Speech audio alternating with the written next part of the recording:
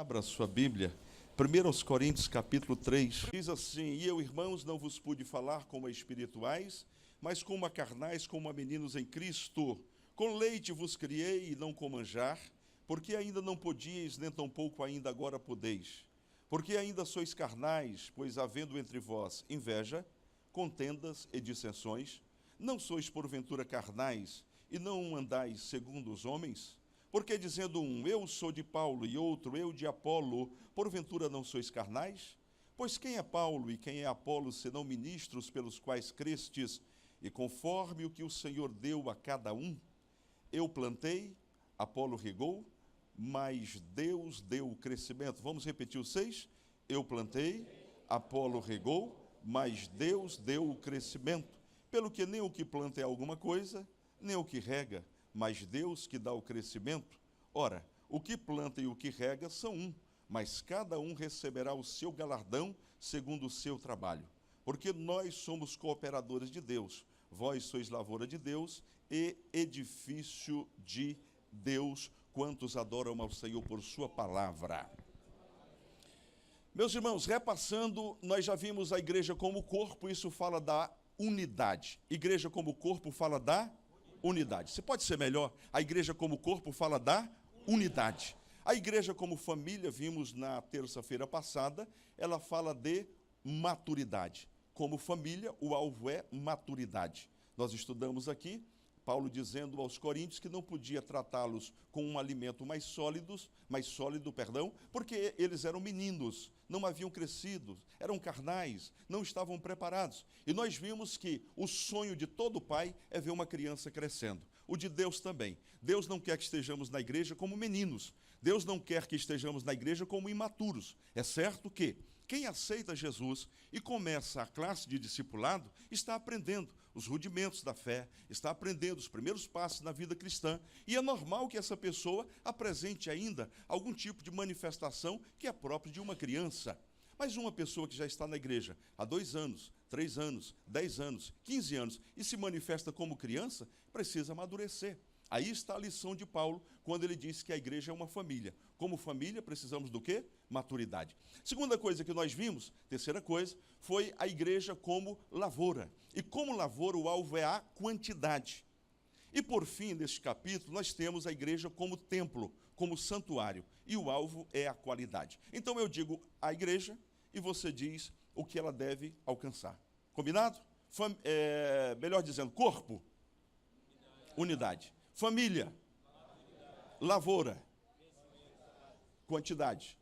Templo, qualidade. Vamos repassar? Primeiro, corpo, família, lavoura, templo, qualidade. Guardou isto? Então observe bem, toda igreja que está firmada na palavra, ela apresenta essas qualidades. Quando uma igreja é saudável, ela apresenta estas manifestações. E o que Paulo estava dizendo aos coríntios era exatamente isto.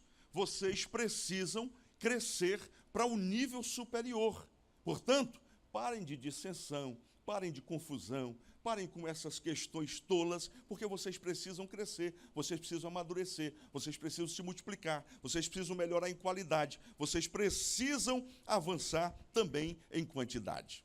Hoje nós vamos falar da igreja como lavoura de Deus. Diga a igreja, lavoura de Deus. Mais uma vez, a igreja, me ajude, a igreja, lavoura de Deus. Muito bem, hoje nós vamos falar da igreja como lavoura de Deus e o seu alvo é quantidade. Qualquer pessoa que planta uma lavoura, ela quer ter uma grande colheita, correto? Isso é lógico? Sim ou não? Sim, é lógico. Deus, quando estabeleceu a sua igreja, ele também o fez com este propósito. Deus não quer que nós sejamos, ano após ano, aqui no templo central, nas congregações, o mesmo número de pessoas. Deus quer que nós nos multipliquemos. Diga, multiplicação é o alvo de Deus. Multiplicação é o alvo de Deus para a igreja.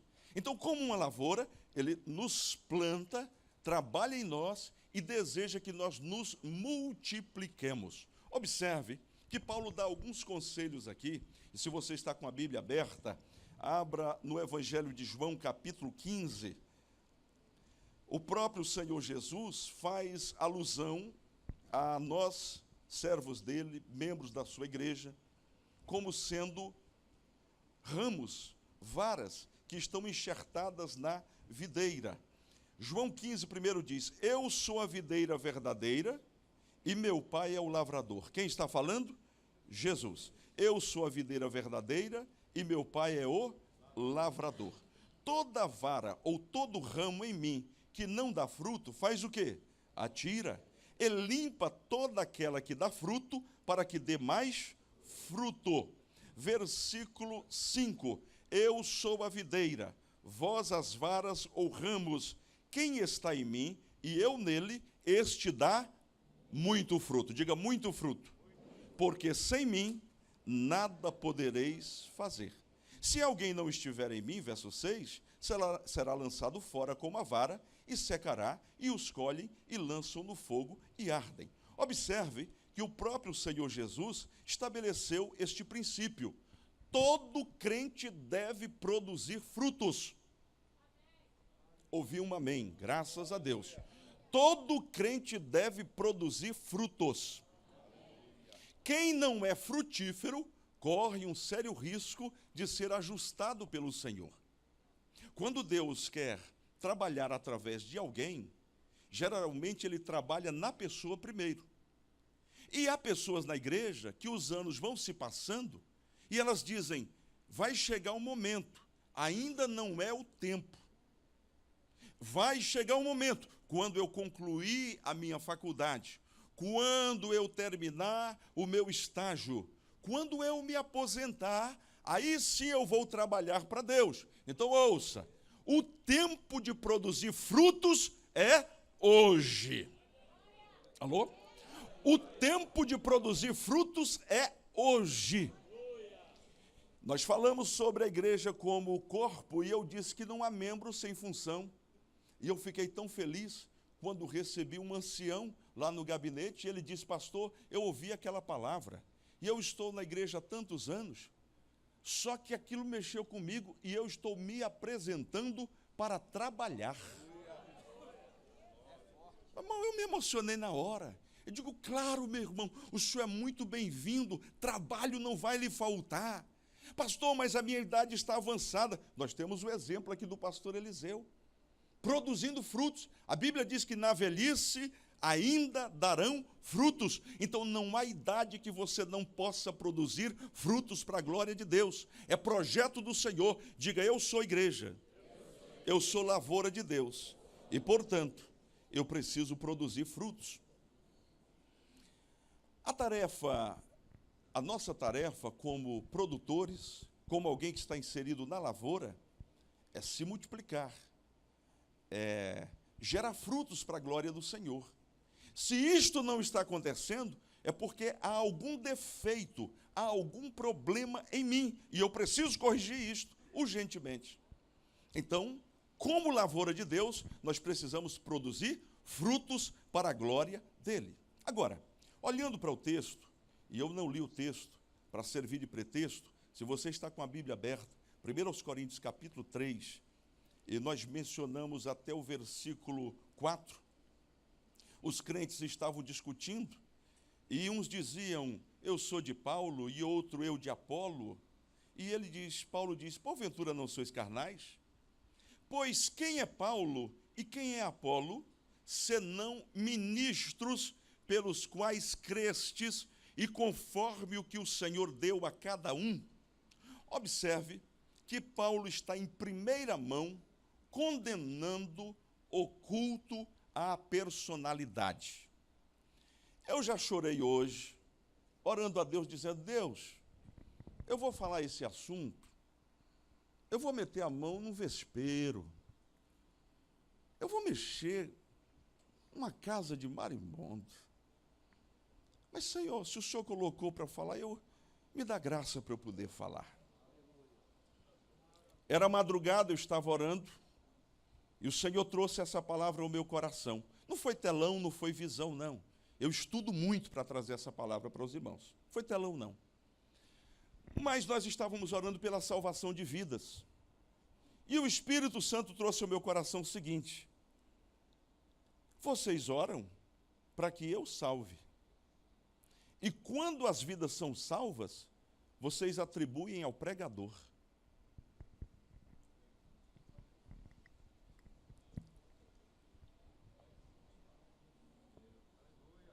O Espírito de Deus, através da sua bendita palavra, vai corrigir isto hoje no nosso coração.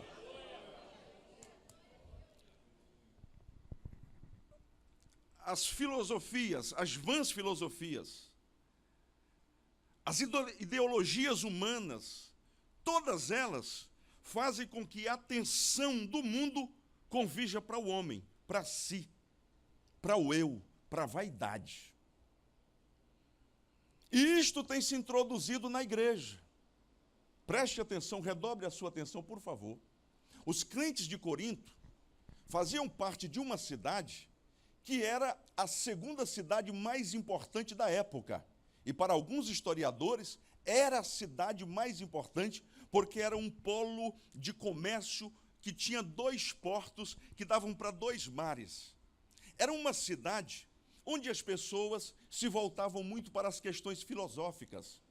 Ela só perdia para Atenas. E lá haviam muitas pessoas que discursavam bonito, filósofos, e eles gostavam de ir para a praça. O que você vai fazer hoje? Hoje eu estou de folga. Vamos para a praça? Quem vai discursar hoje? Hoje vai Ptolomeu. Hoje quem vai falar é Sócrates. E iam para lá e diziam, eu gosto mais de Apolo. Eu gosto mais do Sócrates falando. Como fala? Eu estou inventando nomes aqui. Escute o que eu vou lhe dizer. Eles pegaram esse costume, se converteram ao Senhor Jesus, foram discipulados por Paulo, mas trouxeram o costume do mundo. Quando iam para a igreja, ficavam dizendo, eu vou falar o nome dos meus amigos, que eles não vão ficar magoados. Se ficarem depois, eu dou um puxão de orelha. Hoje quem vai discursar na igreja de Corinto? Hoje vai ser pastor Rafael Lira. Como eu gosto daquele. Ele é tremendão. É com ele que eu vou. Hoje eu vou. Quem vai falar hoje? Pastor Rafael não. Pastor Luciano. Eu gosto do pastor Luciano. Olha como eu fico arrepiado só de falar o nome. Tremendo, é maravilha. O que começou a acontecer dentro da igreja? Se separaram, pastor. Aí tinha um grupo que era de Paulo, tinha um grupo que era de Pedro, tinha outro grupo que era de Apolo e tinha o grupo dos santarrões que eram de Cristo. E aí Paulo, irmãos, inspirado pelo Espírito Santo de Deus, ele vem com essa palavra e dá na raiz. Pau! Eita! Ele diz assim, tem estudiosos aqui do grego, eu fiz questão de olhar. Eu não gosto de ficar falando grego, não, né? Palavra tal, não. Mas tem alguns detalhes que são importantes. Quando ele diz aqui no 5, mesmo porque eu não sei falar grego, ok? Ele diz assim, pois quem é Paulo e quem é Apolo, versículo 5, senão ministros pelos quais crestes e conforme o que o Senhor deu a cada um. Este pronome aqui, quem é Paulo, quem é Apolo, lá no grego é neutro. Ele não diz quem é, ele diz o que é. O que é? Sabe o que Deus está falando conosco através desta palavra? Que no nosso coração não deve haver espaço para a adoração a quem quer que seja, a não ser ao Deus eterno.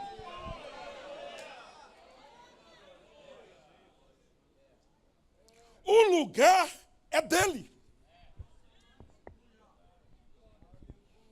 Se você trouxe do mundo esse costume, eu nunca vou me esquecer de um dos dias que uma cantora muito famosa, eu quase ia falando o nome dela, ela veio aqui cantar, e quando terminou o culto, pastor Wilson deve se lembrar disso, formou-se um cordão de seguranças, homens fortes, dado as mãos, e saíram levando aquela mulher pelo meio do povo.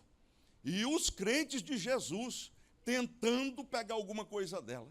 Agarraram um enfeite do cabelo aqui, e aí puxaram. Alguém queria um pedaço da roupa.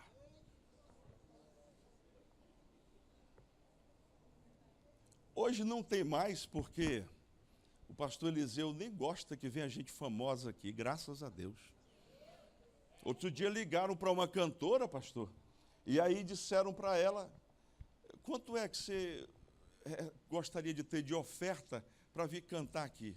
Disse: olha, como é uma pessoa amiga, uma igreja querida, gosto muito do pastor Eliseu, se for uma segunda-feira, apenas uma gratificação de R$4.000. Porque hoje o meu cachê para cantar fora, se for fora da igreja, está entre 100 e 140 mil reais.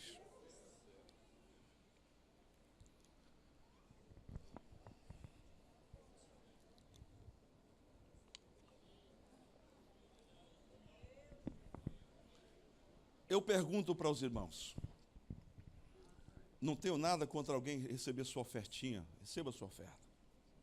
O que nós estamos tratando aqui é de uma coisa: se nós queremos a nossa igreja crescendo, avançando, nós precisamos amadurecer. Homens são queridos demais. Pastor Rafael, meu amigão. Pastor Luciano, amigão. Pastor Elise, todo mundo aqui é queridão. Aqui fazemos amigos, vivemos em paz. Tem o seu valor. Agora, se tirar Deus da história, nós estamos todos perdidos. Quem nos sustenta é Deus. Quem nos fortalece é Deus.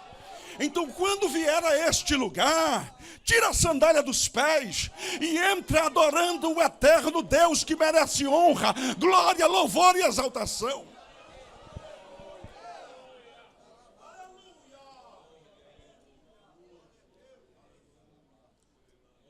Você veio para a igreja, mas conserva os seus ídolos. Pastor, mas o que tem? É só uma pessoa que eu aprecio desde a minha infância. Eu gosto muito, uma pessoa que eu admiro muito. Não tem nada demais. Deus está dizendo para ti esta noite: tem sim. Você não foi chamado para cultuar personalidades. Você foi chamado para adorar o Deus eterno. Ao Senhor Deus adorarei, e só a Ele servirei. Ao Deus eterno é o meu louvor, a minha adoração diariamente, constantemente. Então, ao vir à igreja, para com essa história de perguntar quem vai pregar. Quando você pergunta quem vai pregar, é porque tem os seus ídolos dentro da igreja. Então você vem dizendo: o que Deus vai falar conosco esta noite? O que Deus vai ministrar para nós esta noite? Porque, irmãos, Deus faz do jeito que Ele quer, da forma que Ele quer, na hora em que Ele quer. Eu nunca vou me esquecer de um pregador que veio aqui. Pensa numa mensagem desencontrada. Pensa numa mensagem a mensagem Cristóvão Colombo. Já ouviram essa? A mensagem Cristóvão Colombo é o pregador que sai sem saber para onde vai e volta sem saber onde esteve. Aquela mensagem. E a gente ali já orando, né, pastor? E dizendo: Deus, o que será do meu Jesus? Salva por misericórdia essa noite. Por misericórdia, salva esta noite. Quando o pregador disse: quem quer entregar a vida para Jesus? Veio uma multidão aqui na frente chorando. Fiquei parado. Pastor Eliseu encostou um ombro em mim e falou assim: sai dessa aí agora. Explica isso aí. Sabe por quê, irmãos? Deus usa quem Ele quer, do jeito que Ele quer, na hora que Ele quer, e a glória é dEle. O louvor é dEle, a exaltação é dEle. Será que você pode levantar essa mãozona santa e adorar a Deus por um instante? Manda uma glória para o céu, manda uma adoração para Jesus. Eu te adoro, meu Deus, eu te adoro, eu te louvo esta noite, porque Tu és o Deus da nossa vida.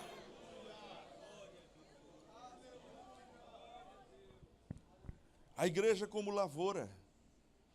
Paulo diz: vocês querem crescimento? Vocês querem aumentar?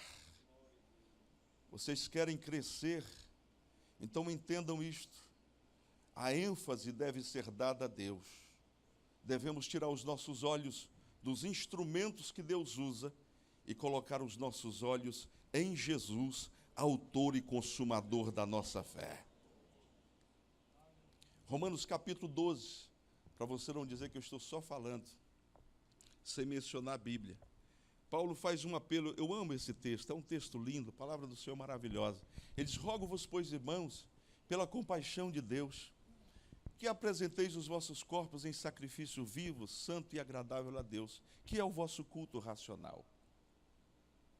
Depois ele diz: e não vos, me ajude, a diga é boa de Bíblia, e não vos conformeis, e não vos conformeis, e não vos conformeis com este mundo, mas transformai-vos pela renovação do vosso entendimento. A igreja é um povo separado, adolescentes, jovens, não entrem nessa onda. Tem gente misturando igreja com baile, tem gente misturando igreja com qualquer coisa, e diz: não tem nada a ver, porque os tempos mudaram, mas a igreja é igreja e mundo é mundo. O que o mundo aprecia, eu não posso apreciar. O que o mundo adota como natural, eu não posso adotar. Eu sou diferente. Eu sou um povo especial. Eu faço parte de um povo especial, zeloso de boas obras. Quem faz parte desse povo, levante a mão e dê glória para Jesus. Voltando a 1 Coríntios 3, ele diz: pois quem é Paulo, ou o que é Apolo, senão ministros? A palavra ministros aqui, ela foi traduzida como ministros, mas essa palavra aqui é a palavra para servo. Ok, doutor Derivaldo? Servo. Diáconos, servo. Às vezes o pastor Eliseu vai receber uma pessoa aqui e diz o seguinte: vamos dizer bem-vindo, servo de Jesus? Fica bom para você? E, geralmente o pastor diz: claro, pastor, está ótimo, está maravilhoso. E aceitar o nome de servo não é tão complicado. O mais complicado é ter atitude de servo.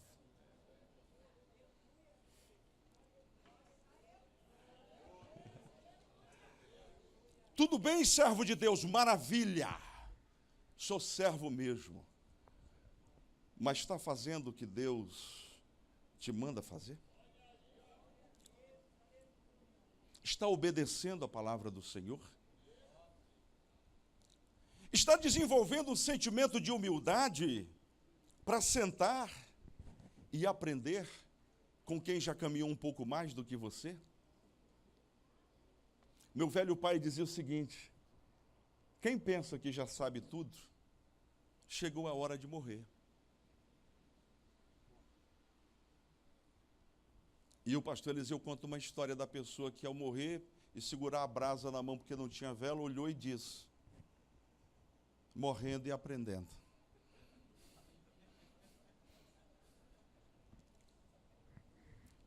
É próprio das grandes mentalidades manter a mente aberta para aprender. Em tudo há lições. Eu estava vendo esse gênio da atualidade, que é o Messi, jogador de futebol. O pastor Rafael Lira me mostrou um post dele. E ele dizendo numa entrevista, alguém perguntou para ele: por que você envelheceu um pouco mais e apresentou um rendimento maior ainda? Ele disse: porque antes eu estava preocupado apenas comigo, em fazer os gols. A partir do momento que eu comecei a jogar para o time, automaticamente o meu rendimento melhorou e o meu time melhorou. Sabe o que é isso? Sentimento de equipe. Servo não está preocupado só com o próprio umbigo. Servo está sempre dizendo: precisa de alguma coisa, conta comigo. Está doente? Liga para mim. Ah, mas eu não quero incomodar. Mas liga, para ver se vai dar algum resultado. Preciso de ajuda, estou precisando de uma força. Servo tem disponibilidade para servir. E uma igreja servidora é uma igreja destinada a crescer. Se cada crente aqui se predispuser a servir alguém, servir o seu vizinho, automaticamente alguém vai lhe perguntar: você é diferente. O que há na sua vida? É uma grande chance que você tem de dizer: eu sou servo do Deus de Abraão, Isaque e Israel. Eu sou servo de Jesus. Paulo acentua aqui falando de si mesmo. Nós somos apenas ministros, nós somos apenas servos, através de quem vocês acreditaram na palavra, conforme o Senhor deu e ministrou a cada um. Segundo ponto aqui, Paulo destaca a diversidade de ministérios. Diga comigo: diversidade de ministérios. Versículo 6, vamos ler juntos? Eu plantei, Apolo regou, mas Deus deu o crescimento. Vamos juntos? Eu plantei, Apolo regou, mas Deus deu o crescimento. Veja que ele mostra aqui o seguinte: dentro da igreja, quando nós estudamos sobre o corpo, há membros, e todos os membros são importantes. Nós ilustramos aqui. Agora, ele diz, falando de lavoura, que na igreja, para que haja crescimento, é preciso haver o entendimento da importância dos ministérios. Um planta, o outro rega. Deus dá o crescimento. Vou repetir. Um planta, o outro rega. Deus dá o crescimento. Qual é a sua parte no processo? Está plantando vidas na igreja? Está cuidando de um novo crente? Está cuidando de uma pessoa afastada? Está evangelizando? Está aconselhando? Qual a sua parte nesse processo? Deixe-me dizer-lhe uma coisa: a ADIG está destinada a crescer. Teve gente que não acredita. Ok, não tem problema. A ADIG está determinada a crescer. 2018, o ano do crescimento. E está acontecendo um mistério aqui. Jesus está trazendo gente de 15 anos afastado, 20 anos afastado. Famílias inteiras estão vindo para Jesus. Nós estamos orando, falando com Deus. Crescimento. Agora observe bem. Sabe quando uma igreja cresce? Quando entendemos a função de cada um e a desenvolvemos. Às vezes, como obreiros, como pastores, a gente quer fazer tudo. Mas é preciso entender qual a nossa participação no corpo. E até mesmo de levantar pessoas que possam realizar a obra do Senhor. Há talentos dentro da igreja. Há pessoas dentro da igreja que estão esperando uma oportunidade. De repente o pastor chegar e dizer, um líder de ministério, e dizer: olha só, tem um trabalho para você. Ah, mas eu não me sinto capaz. Olha, nós estudamos aqui que você não pode ter esse pensamento de que é incapaz. Não há membro que não tenha utilidade dentro do corpo. Você tem. E eu quero te chamar para trabalhar comigo. Faça isto. Não tente fazer sozinho o trabalho. Chame alguém para trabalhar com você. Deus chamou algumas pessoas para preparar o terreno. Deus chamou outros para semear, outros para regar e outros ainda para colher.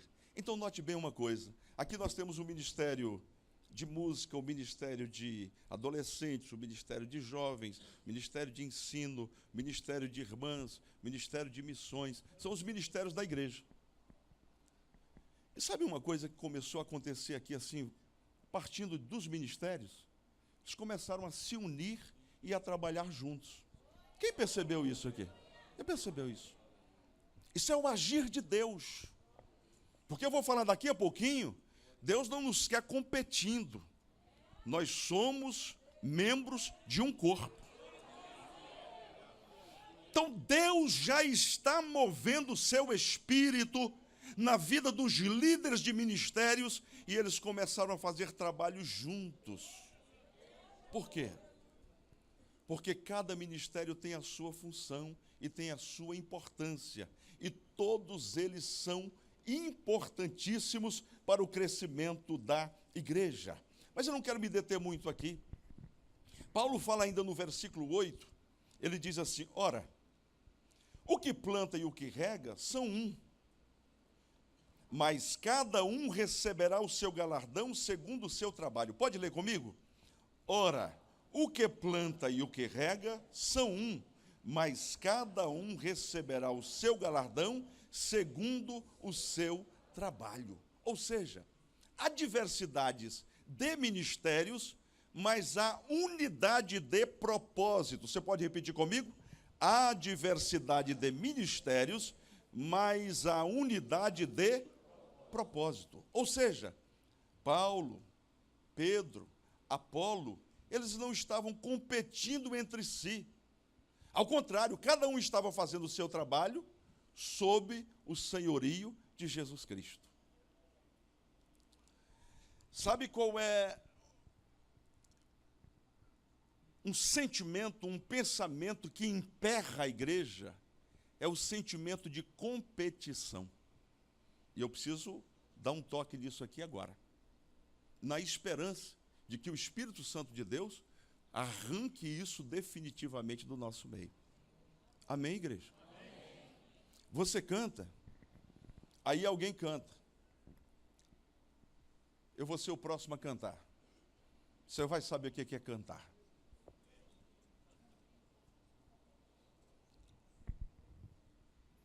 Se apresenta. Quando termina, alguém diz: fulano, você é demais. Você é o concurso. Você estava cantando e eu, por um instante, achei que fosse até um anjo que estivesse cantando. Tremendo.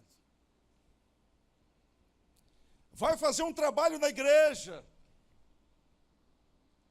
Congresso de irmãs. O nosso coral tem que ser maior do que no ano passado, para a gente não perder. Vamos orar para Jesus salvar mais do que no ano passado, para todo mundo saber que Deus é com a gente. Isso é um sentimento faccioso. Você não está aqui para concorrer com ninguém. A nossa luta é conosco mesmo. A luta é com você mesmo. Porque quando eu subi nesse púlpito hoje, eu disse: Senhor, está de pé é uma bênção da tua parte. Poder ministrar a tua palavra é algo lindo da tua parte. Nunca me deixa perder isto. Então preste atenção para uma coisa. Se você está fazendo algo na igreja, e você está fazendo por vanglória, a Bíblia é muito clara ao afirmar: nada façais por contenda ou por vanglória. Pelo contrário, deve haver em cada um de nós o sentimento que estava em Cristo Jesus, que, habitando em forma de Deus, não teve por usurpação o ser igual a Deus, mas aniquilou-se a si mesmo, tomando a forma de servo. Não entendi. Depois que você fizer todo o trabalho em obediência ao Senhor, seja humilde. A Bíblia diz assim: humilhai-vos, pois, debaixo da potente mão de Deus, para que no devido tempo Ele vos exalte. Nós precisamos corrigir isto dentro da igreja. E isto é uma coisa do coração, porque Deus sonda o nosso coração. Não adianta eu falar. Se não estiver dentro do meu coração esse sentimento, Deus está olhando para mim. Ele não vai poder me abençoar. Paulo está corrigindo isto aqui. Ele diz assim no 7: pelo que nem o que planta é alguma coisa, nem o que rega, mas Deus que dá o crescimento. Ele sim é todo-poderoso, maravilhoso, grande, tremendo. Quem o exalta pode levantar a mão e dar glória para Ele. Diga comigo: eu não estou competindo com ninguém.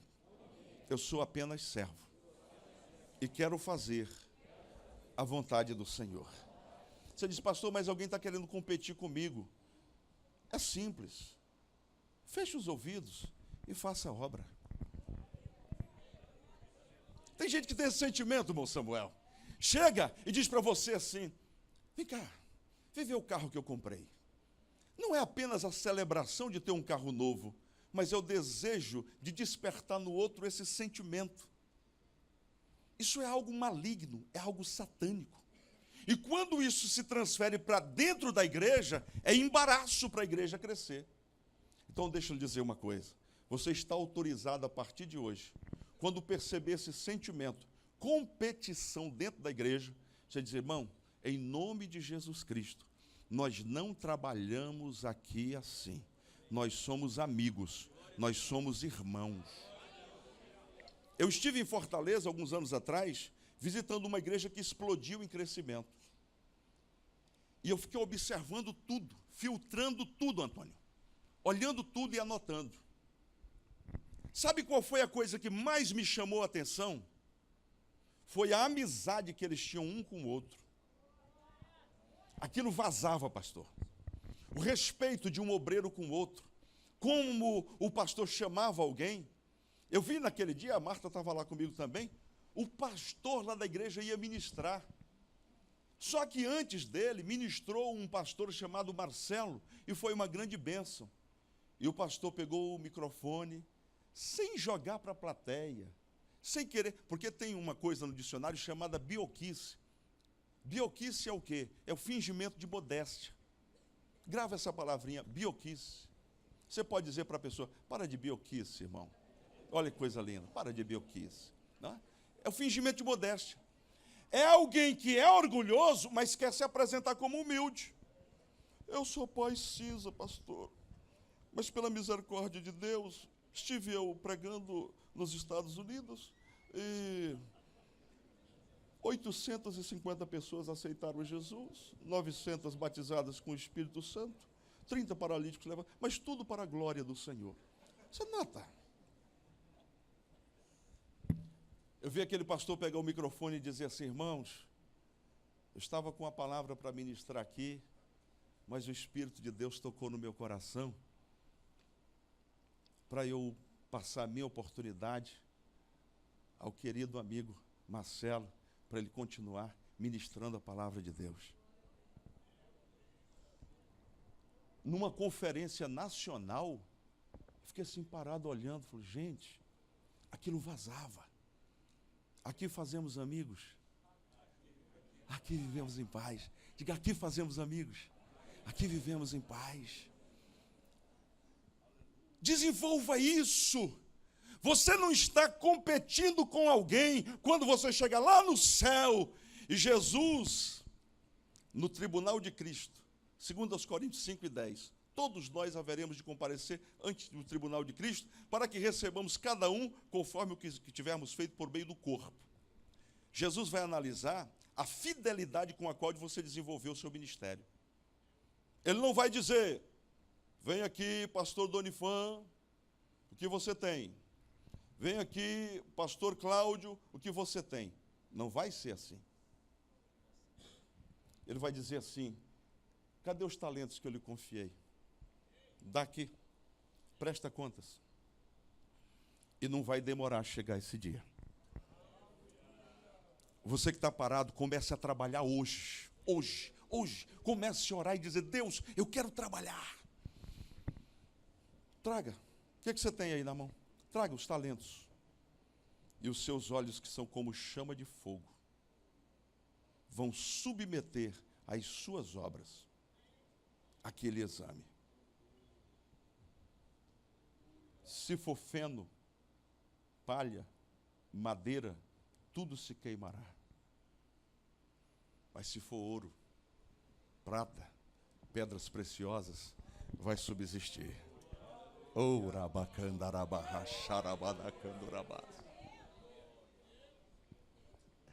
Nós somos amigos, nós somos irmãos. Você vai desenvolver isso em nome de Jesus. Pastor, mas aqui nós somos amigos. Somos, mas precisamos melhorar. Como diz o pastor Eliseu, tem vaga para melhorar.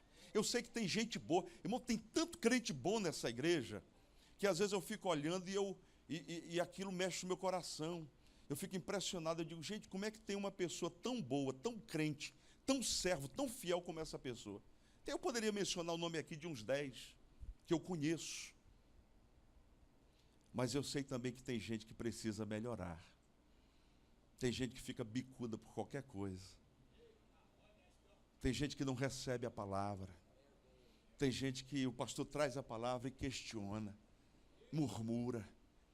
Isso vai acabar no nosso meio. Nós vamos vencer isso. O rolo compressor divino vai passar no nosso meio e vai consumir tudo isto, e nós vamos ser amigos de verdade, irmãos queridos, trabalhando para a glória do Senhor. Por fim, minha gente, eu termino aqui. Paulo ensina que não há espaço para vaidades pessoais na igreja. Os versículos 6 e 7 ainda diz: eu plantei, Apolo regou, mas Deus deu o crescimento. O tempo destes verbos, eu plantei, Apolo regou, é como algo já consolidado. Deus deu o crescimento, é como se fosse o nosso gerúndio. Deus vai dando o crescimento diariamente, constantemente. À medida que você vai lançando a semente, Deus vai te abençoando e vai dando crescimento. À medida que você vai trabalhando, Deus vai coroando, vai trazendo crescimento para que você possa avançar mais e mais. Não há espaço para vaidades nesta lavoura santa. Só Deus pode realizar o crescimento espiritual da igreja. E somente Deus poderá recompensar os obreiros dele. Fique de pé, que eu quero ler um versículo para você. Quem é a lavoura de Deus aqui, diga aleluia. Quem está disposto a trabalhar para Jesus, fazer crescer a sua igreja, diga amém. Quem entende que a glória é somente de Deus, diga glória a Jesus. Olha, 2 versículos para você. Lucas 17:10. Quando fizerdes tudo o que for mandado, tudo o que vos for mandado, dizei: somos servos inúteis, porque fizemos somente o que deveríamos fazer. O dia de trabalhar é hoje, o momento é agora. Você faz parte desta lavoura, você faz parte deste campo, e Deus conta com você. Feche os seus olhos, curve a sua cabeça. Haverá um dia em que todos nós estaremos diante do Eterno. E as nossas obras passarão diante dele. Elas serão submetidas a uma avaliação. Aquilo que eu fiz para a glória de Jesus vai permanecer. Aquilo que eu fiz por vaidade será consumido. Se eu trabalhei de forma dedicada, sendo fiel àquilo que Deus me confiou, eu vou receber dos lábios do Senhor estas palavras. E eu espero que você receba, todos nós aqui recebamos, que diz: bem está, servo bom e fiel, sobre o pouco foste fiel, sobre muito te colocarei, entra no gozo do teu Senhor. Quem tem esta esperança, levante a mão e comece a glorificar ao Senhor. Comece a exaltar a Jesus agora.